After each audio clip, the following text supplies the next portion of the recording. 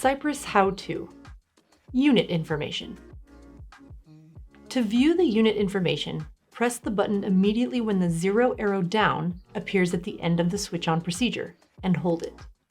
Each value is displayed for 5 seconds before moving on to the next.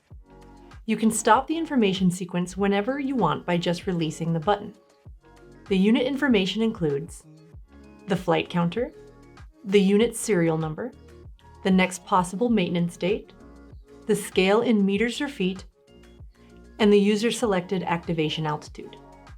If you have a wingsuit unit, you can also check the wingsuit canopy status and wingsuit time duration for status change.